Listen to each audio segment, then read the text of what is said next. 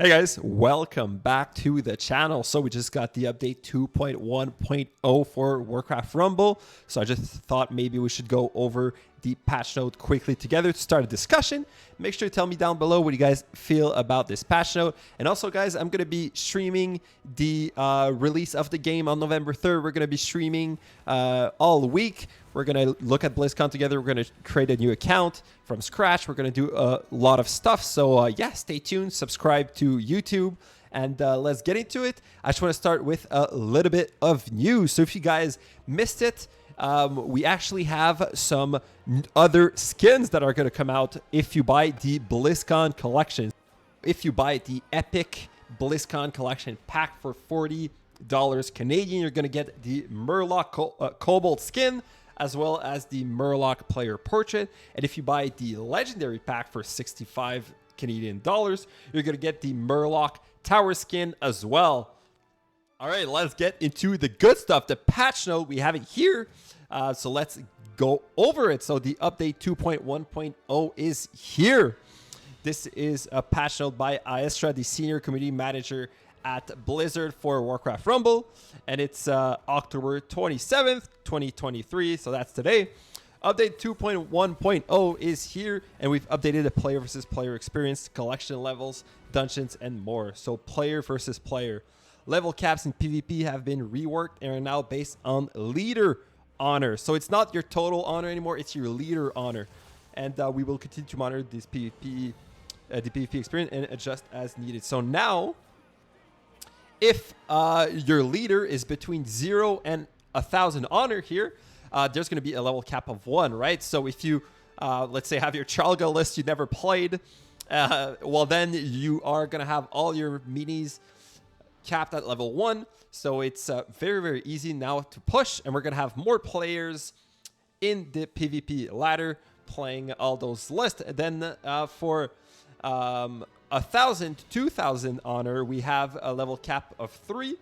So I think that's the equivalent of once you're level 7 and above, you should have the level 3. So if all your minis are level 7, well, they're going to achieve the level cap. And then from 2 to 3,000 honor, we have a level cap of 5. And for 3 and above, there's no level cap. So if your leader is above 3K, well, then it's just like before. But this is extremely huge because I know a lot of players are scared. They're scared of being bullied in the PvP ladder because some players just have some much higher levels. And in this game, having 2 extra level on your opponent is just huge, right? So these are really, really good changes. I'm very happy to implement that. I think this is the biggest change, or at least for me. I love PvP. You guys know I love PvP. So I think this is going to bring more players to PvP, which is just great. They say levels in PvP before a cap is applied will continue to be the minis total level divided by 3 rounded up. So that's what I was saying earlier. So let's say you're level 7. Well, then divided by 3 rounded up would give you level 3 cap, right? So you would be good to go because you would be at like 2.33, and then 2.33 rounded up is 3, so you're good. Players will always match with other players in their level cap range, right? So that makes sense. All right, collection level. This is another good change. Collection level has been reworked to include total levels as well as mini rarities. Previously, each collection level required 5 mini rarities. Now each collection level requires 50 points. And then we have that mini rarities are worth 5 points each. So this is pretty much exactly the same for all of the rarities. But we also have now that each mini level earned from XP is worth 1 point. Meaning, let's say you are you're rare, right? You have a blue mini, but you have 5 levels on it. Well, then it's just like if you unlocked a rarity, right? So this is very good. We're gonna read the developer note before I give my opinion. Developer note: this rewards a wider, more evenly leveled collection that lowers the barrier to experimenting with different minis. Most current players should see a nice collection level bump from this change as well. Yeah, so this is just great because now the way to min-max your account was to only level up to the rarity and then not any further than that. So yeah, you're still in a better situation once you do get that rarity, because you're going to get some levels and then get a bump to +5.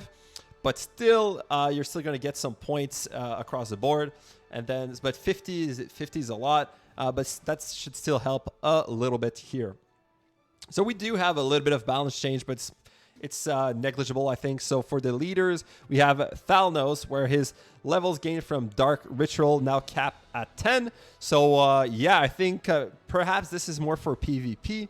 But yeah, so normally we could like go to level 30 with the Blood Mage Thalnos if we like kept cycling and kept healing the Blood Mage, which would become ridiculous. So now it's just cap at 10, which is still a lot, and it's very rare you're going to go above 10 anyway. So, yeah. Then we have Sneed. So the land grab talent levels now cap at 10. So this is pretty much exactly the same as Thanos. It's more like a consistency thing. So land grab will now only trigger from Sneed's leader ability. Sneed before greed instead of all passive gold talents. Passive gold gains, sorry. Yeah, this is basically a nerf, if I'm understanding correctly. Land grab will now only trigger from Sneed's leader ability, right? Before it used to be all passive gold gains, so now it's only from, yeah. So this is a nerf to Sneed, which sucks. I don't think Sneed is that great right now, or at least in the PvP meta. But he really was in the last map, so maybe the next map, they know what the next map is, and they maybe in their early testing, Sneed was overperforming. I don't know. We'll have to see. Minis, even more talent icons have been updated. Woo! So now all icons for talent should be, maybe not all of them, but most of them should be reworked, which is pretty good. It fits the RSL a bit more. And then we have the rate at which talents appear in the grid have been adjusted. The goal is to not overload players with open talent slot. Yeah, so right now in the grid, once you unlock a talent slot, you're basically getting spammed that talent over and over and over again. So I think they're just reworking the weights as to when a talent appear.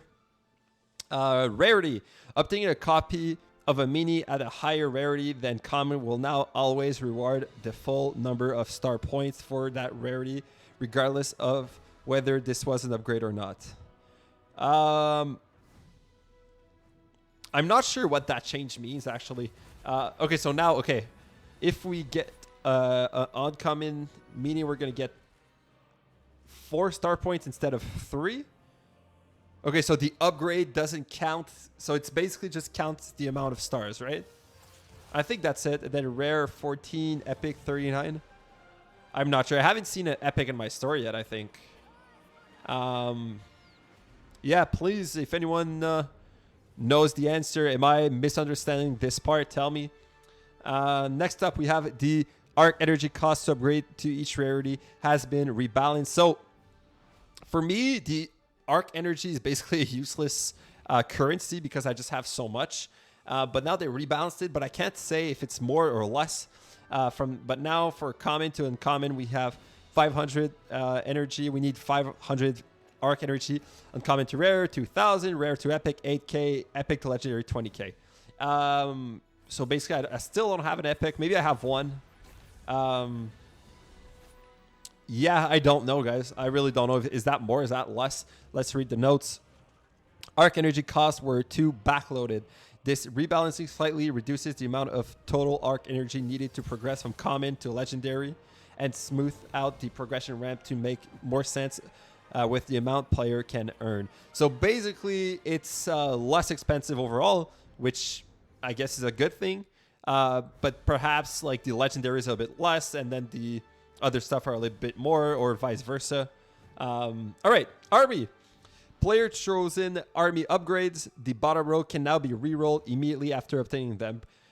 So yeah, normally you had to unlock your 3 slots before you could modify one, which I don't know why that was the case, but now it's not anymore. So now we could just reroll them immediately, and now we can reroll them for 250 arc energy instead of 50 coin, which is really good because you don't want to use coin to reroll.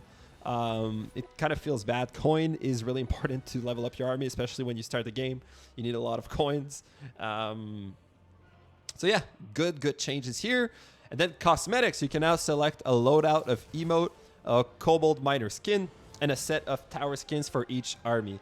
Tower skins have variants for each tower type: guard, rocket, and dragon. So be sure to check them all out. Skin selection will appear once the first skin has been collected. So that should be at the release of the game. Yeah, so I guess, guys, this means we're not going to get any skins for the other minis, right? Since only you can now select a loadout of emote, a kobold miner skin, and a set of tower skins. So I'm guessing we're getting tower skin and kobold skin, but not mini skins, which kind of sucks. I was hoping we were going to get skins for minis, especially because I'm thinking like they need to make money somehow, right? So if it's not with skin, with what will it be? Perhaps emote. We haven't heard anything about an emote shop, skin shop or something like that. But I really hope they go for the... I hope their economy is based around the skins and stuff that don't affect gameplay. That would be the best. Obviously, I don't know how it will be at launch, but we'll have to see. Then, dungeons. When defeating a dungeon with an army that is significantly higher level than the dungeon, that leader will be able to advance multiple dungeon levels at a time and earn all of the rewards for the jump level at once, included upgrades. Leaders can advance up to 3 levels at a time until the dungeon reaches 2 levels below their average army level rounded up. So basically, this is really good because once you like have, you've never played a leader, and then you see the dungeon and the dungeon's level 5 and your leader's like, I don't know, level 10 or level 11.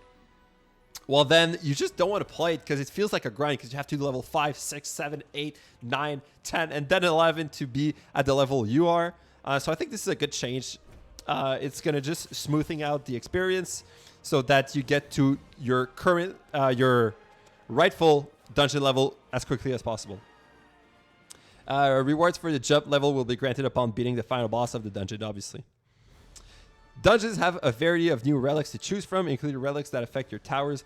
Delve into the dungeon to discover them all. I'm super excited. I love relics. I had a big issue with the new relics they added. I thought they were really cool, but they were all broken. The one that spawns units, they were only spawning level 1 units. So I hope they fix this. I don't think there's a bug fix part of the patch notes, so I don't know.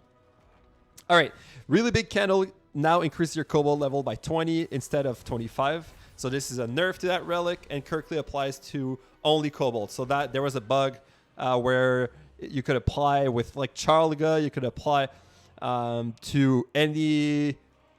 So basically this relic would apply to any unit that had the minor trait and that cost 1 gold. That's how they decided. That's how it was coded behind the scenes. But now they fixed it. They must have changed how it was coded. So it should be good.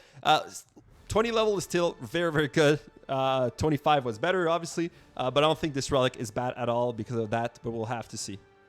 Dungeon relics choices for each particular leader and level now naturally reroll each day. What does that mean? Dungeon relic choices for each particular leader and level. So does that mean every day if you try your dungeon, another time you're going to get different relics than the day before? Perhaps. All right, so additional changes. Missing sigils are now re-earnable by replaying the corresponding camping mission. Okay, I didn't know this was an issue, and many other issues have been addressed and adjustments made. All right, so yeah, guys, this is it. I really love the changes that were added in this game. I still have so many questions. I'm not sure if we're going to see another update on release. I'm hoping so. And I'm very excited to equip all the different skins. I'm excited for the new season that's dropping, tomorrow, I think. So yeah, guys, thanks so much for watching. I thought I should make a quick video for you guys like that. Please tell me if you guys love these types of video. I just love talking about the game. I want to see what you guys think about it. So make sure to comment down below. And yeah, I'll see you guys in the next one. Take care, guys. Bye.